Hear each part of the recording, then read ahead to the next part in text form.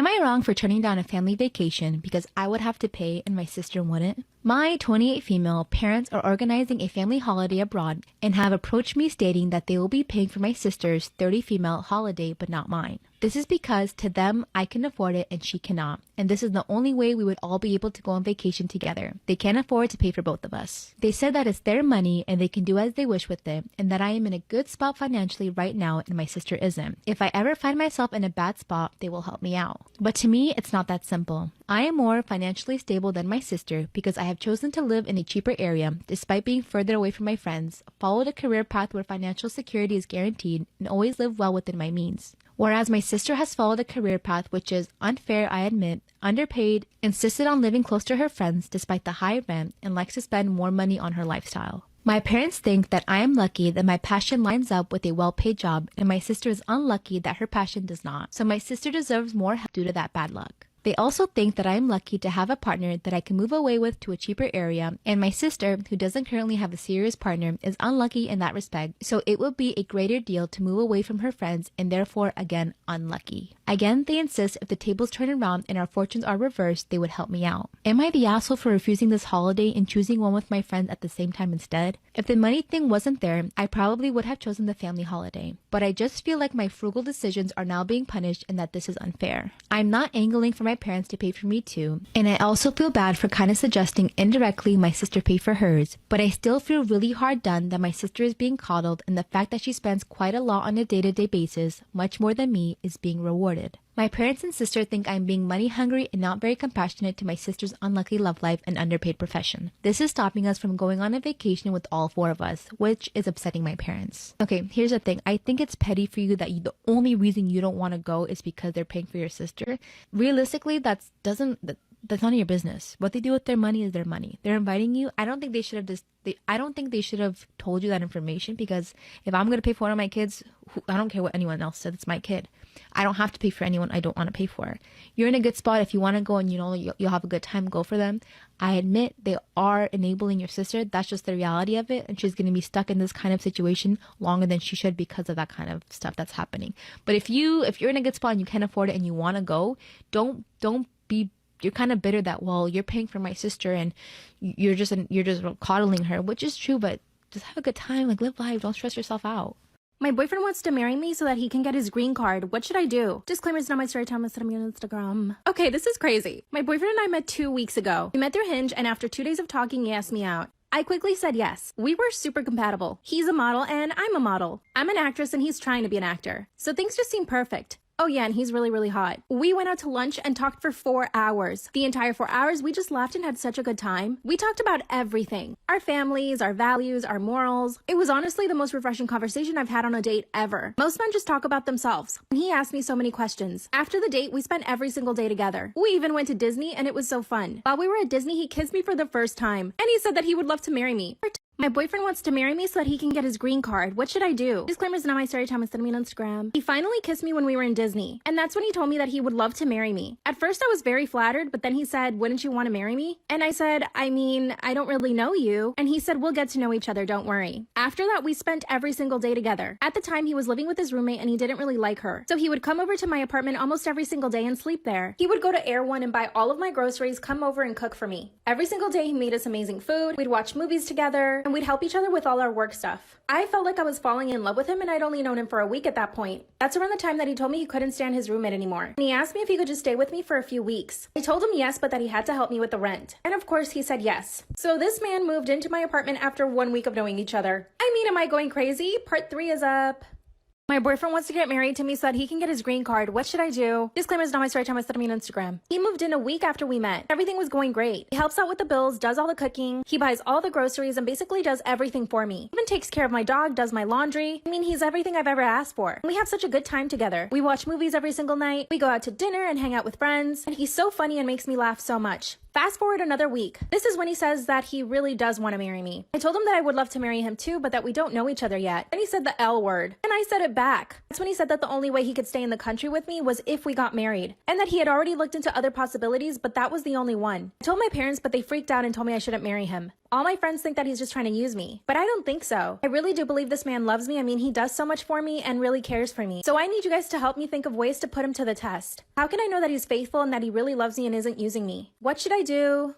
Am I the asshole for telling my husband I don't want to give our child his last name? My husband and I have been friends since middle school, dating since junior year of high school, and we got married as soon as I graduated college. We've been married for 2 years now, and we just found out I'm pregnant with our first child. When we got married, I hyphenated our last names, with my last name being first, because I believe marriage is a union, and taking his last name felt like him claiming ownership over me. My husband was frustrated with this decision, but I stood my ground and was not going to budge. He eventually accepted this, but he did not hyphenate his last name. This bothered me for reasons I can't explain, but I never brought it up as something I had a problem with because I honestly understand. Now I'm pregnant and I wanted to tell him now, while we still have 8 months to discuss it, that I want to hyphenate our child's last name. He blew up on me, telling me how I'm being ridiculous and that I can't actually expect him to be okay with that, and he just won't stand for it. I told him I want our child to have our last names. He told me it wasn't his last name, it was mine. I told him that he is the ridiculous one for not realizing how silly he sounded by saying my hyphenated last name wasn't also his name. Side note, before we even got married, he told me he wanted his hypothetical son to have his first name. I agreed, with some reluctancy if I'm being honest, but I love my husband and I love his name. I brought this fact up to him. If we had a son, my husband wants him to have his first and last name, and even if we have a daughter, she'll still have his last name. I told him that it wasn't fair. I even told him we could put his last name first when we hyphenate, but he was not having it.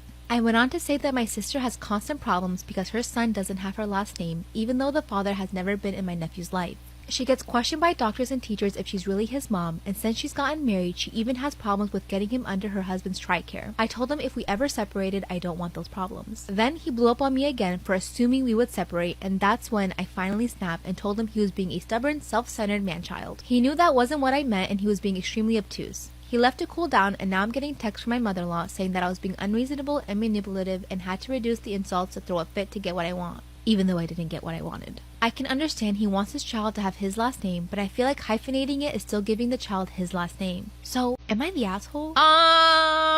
See, I think, honestly, this is a discussion that you should have had prior to marriage if you were really so passionate about it. Be like, yo, by the way, our kid's gonna have both our last name. I don't think it's a fucking big deal.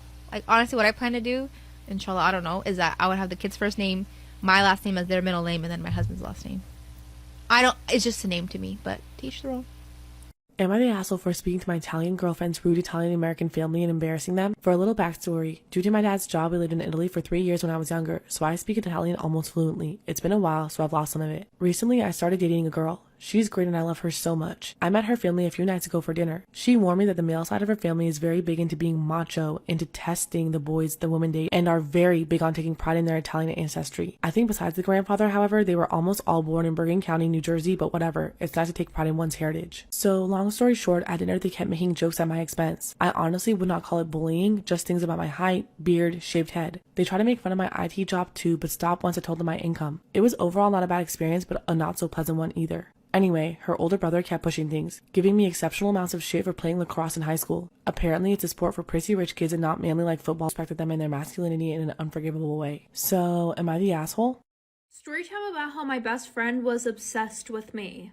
And I'm not saying obsessed as in, oh my god, like, you know, she does her hair like me. No, I'm saying in a creepy way. So a little background information, I was 14 and it was the summer before I was going into high school, and I had this best friend who we're gonna call Madison. Now, I met Madison like a month before school ended. She was one of those kids that nobody really liked and nobody wanted to be near, but we were partnered up in this one class and she's actually really funny. So since summer just started, I invited her over to have a sleepover at my house.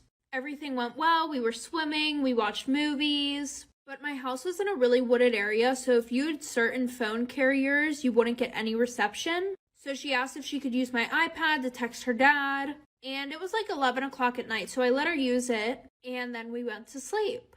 Well, I woke up around 3 in the morning because my phone kept going off, like for part 2.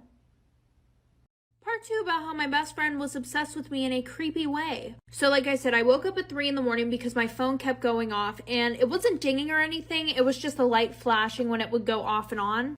So I look around for Madison, and then I see my bathroom light is on, but the door is shut.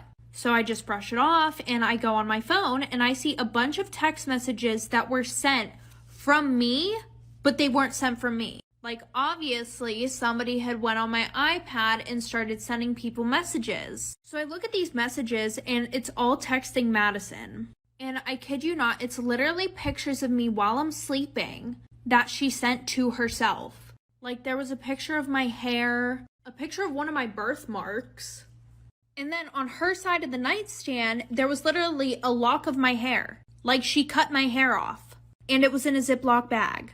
So at this point, I'm actually really creeped out and I go and tell my mom. And my mom talked to her mom and apparently she's done this before. About how I stole my best friend's boyfriend. So a little background information, I was 14 and in 8th grade. And we're gonna call my best friend Ashley. Ashley was really nice at first. She always had my back when I needed her. But then out of nowhere, she started being super rude to me. She turned into one of those pick-me girls that would always make fun of you in front of other guys, talk crap about you to the guy that you liked. Well, the one day I hear her talking shit about me whenever we were in class. And everybody could hear her. She was literally on the whole other side of the class. And I asked her, hey, like, why were you talking about me? She was like, no, I was talking about a different girl. And I had a pretty unique name, so I was like, who else in the school could you have been talking about? But I just brushed it off. Well, then we were in algebra class and I heard her talking shit about me again. How I do my makeup so bad and I can never get a boyfriend, like I'm so ugly and all that stuff. Well, she thought that I wasn't mad at her, so she came up to me the one day and was like, OMG, I have a boyfriend. Like for part 2. Part 2 about how I stole my best friend's boyfriend.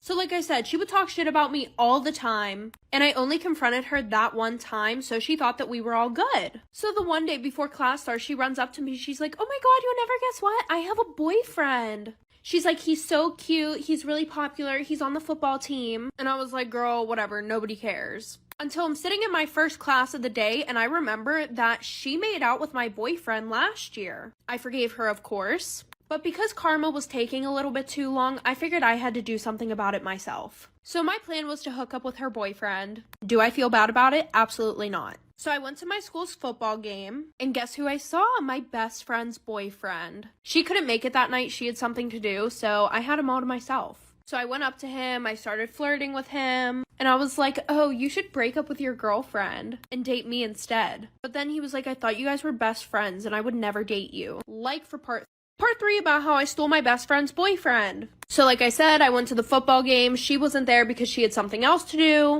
I went up to him. I started flirting. I told him that he should break up with her and date me instead. And I also said that she was a bitch and a whole bunch of other stuff. And he was like, why would you say that about your best friend? And he was like, I would never date you. And I had a feeling this would happen. So I had photoshopped a picture of her and this guy that she sits next to in her lab class. And I showed it to him and I was like, see, she's cheating on you. So he was pissed off. He gave me his number. And the next day he came over to my house. We cuddled, watched movies, we kissed. After 3 months, Ashley found out. We hadn't talked to each other since then, but now I am 16 in 10th grade and still with her ex-boyfriend. Funny thing though, the picture that I photoshopped with her and that guy, she's literally dating him now. So you're welcome, I guess. But anyway, she still goes around talking shit on me. I mean, who can blame her? I did steal. Story time about how my best friend waxed off my eyebrow in my sleep, so I cut her hair. So a little background information. I was 14 and in 8th grade, and my best friends and I were having a sleepover. And right before we had went to sleep, we were all talking about this one TikTok trend that was going around. It's like this trend where girls would go and put wax on their boyfriends while they were sleeping and then take it off. Well, I didn't think anything of it, so that night I went to sleep.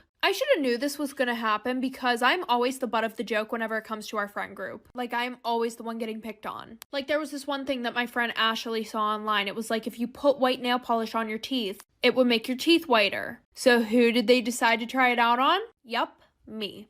And yes, I could have said no, but these were my best friends. I didn't think that they would intentionally hurt me. Anyway, so like I said, I go to sleep and all of a sudden I wake up in the middle of the night to something very, very, very hot on my face. I open my eyes and all of my friends are standing above me with their flashlights on. Like for part 2. Part 2 about how my best friend waxed off my eyebrow while I was asleep, so I cut her hair. So like I said, went to sleep, didn't think anything was gonna happen, and then I wake up and all of them are standing above me with their flashlights on. And then I realized that Ashley has a stick in her hand. Once I realized that there was wax on the other end of the stick, I started screaming. So then Kelsey decides to cover my mouth. She's like, shh, It's not that bad, I promise, like, don't worry. I get up real quick, I run to the bathroom, and there's like this pink transparent wax on my eyebrow. It was about 3 a.m. and we're all sitting there trying to find ways to get this wax off of my fucking eyebrow. Well, then Amber goes, I'm tired of this, grabs it and rips it off my forehead. So I'm crying at this point. Like, I'm in 8th grade, I'm about to have my glow up, and y'all gotta ruin it with taking my eyebrow off. So nobody went to sleep for the rest of the night because they thought that I was gonna do something to them. So I acted all cool. I was like, no, it's fine, I can just draw it on. When in reality, I was going to cut this bitch's hair. Like for part 3. Part 3 about how my best friend waxed off my eyebrow in my sleep, so I cut her hair. So like I said, nobody went to sleep for the rest of the night. I acted like it was okay because I was plotting in my head that I was going to cut one of their fucking ponytails off. So I go over to their house next week, and every single day that week they were telling me how good my drawn on eyebrow looked. It didn't actually look good, and none of my hairs were growing back. So around 12 o'clock, all of us are ready to go to bed. I'm laying down, pretending that I'm sleeping, and they think I'm sleeping, so they're over there talking shit about me on her bed, Ashley's bed. I wasn't sure which one's eyebrow I should rip off because the one ripped off my eyebrow, but then the other one put the wax on my eyebrow. They were like, she's sleeping, I don't think she's gonna do anything. She doesn't even have the balls to do anything. So around 4 in the morning, everybody is dead asleep. I get up, and Ashley had her hair in a ponytail. So that was easy enough. I grabbed a pair of scissors out of my book bag, and I cut her hair off. Story time about the girl who used me to get with my guy best friend. So a little background information, I was 15 and in 9th grade. Well, at the end of summer, right before school started, this girl named Liv added me on Snapchat. And I had seen her all around school. She was very popular and a little bit stuck up. But I added her back, and then I got a call on Snapchat from her. I answer very awkwardly, and I'm like, hi? And then she was like, oh, I've seen you in a lot of this guy's pictures. Are you guys like best friends? And I'm like, yeah, sort of. And she goes, have you ever thought about dating him? It was just an extremely weird, out of nowhere conversation. Anyway, so fast forward 2 weeks, I walk in the first day of school with my best friend Tommy, and Tommy and I have like every single class together. For some reason, Liv thought that we were friends, and she would come and go as she pleased. Like Tommy and I would be standing at my locker, she would come over. Anyways, fast forward to chemistry. She walks in the class, winks at Tommy, like for part 2. Part 2 about the girl who used me to get with my guy best friend. So like I said, we were in chemistry, she walks in and she winks at Tommy. And I look over real quick and I realize that her nails were vermilion. That's Tommy's favorite color. And by the way, like I said before, I did not know this girl at all. We had never hung out. She never talked to me before this. Not to mention, anytime that her and I talked, she would only talk about Tommy.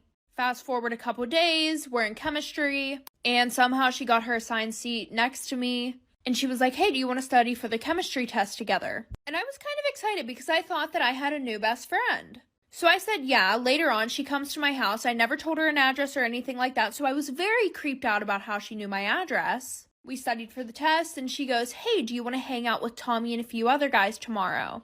Well, tomorrow was the day that I was going out of town. So she goes, okay, maybe next week. After being out of town, I came back on a Saturday, and the next day I get a text from Tommy, like for part 3. Part 3 about the girl who used me to get with my guy best friend. So like I said, she asked me if I wanted to hang out with Tommy and a few other guys. I told her that I was going out of town. When I got back from out of town, the next day I get a text from Tommy. He was flipping out on me. He said that I was talking shit about him to Liv. And apparently I said that I was happy that his mother died. And a bunch of other bullshit. Well, after that, Tommy cut me off, so I was lonely, and I started hanging out with Liv more, even though she said that terrible stuff to Tommy and made him cut me off. So fast forward a year, he is a new best friend, right? I get a DM from her on Instagram saying like, hey, did Tommy used to be your best friend? Pretty much everybody knew what happened between me and Tommy, but she was like, that girl that you're best friends with is dating him now. And then he completely cut me off. So technically, she used both her and I to get with Tommy. But after dating for literally like 2 months, he cheated on her because she slept with 5 other guys.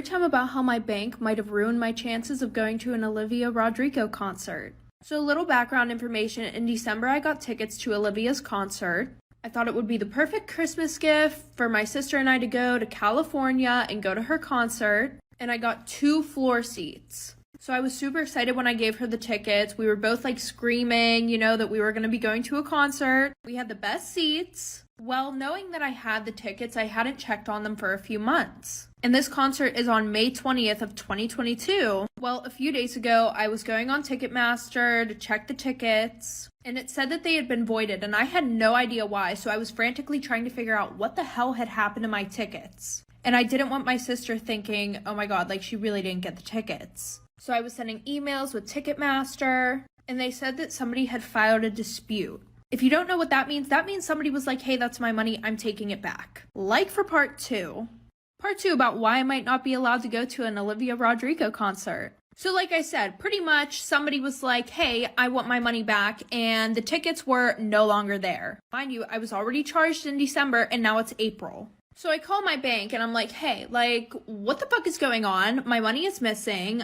These people say they don't have it, aka Ticketmaster. And they're like, oh my god, like, we're so sorry. We thought that it was like a fraudulent charge, so we just disputed it. So now, of course, I'm extremely pissed off and upset. So then when they realized they fucked up, they were like, okay, we'll give the money back to them. That's completely fine. And then I called Ticketmaster and I talked to somebody. They said, that's fine. Just let them know at the door that there was a mix-up. And I'm like, okay, but they're not just going to believe me, so can you send me an email saying that's what happened? And right after that, they hung up the call, and I've been trying to get a hold of Ticketmaster ever since, and they haven't been answering. So go check your tickets, and please tag Ticketmaster.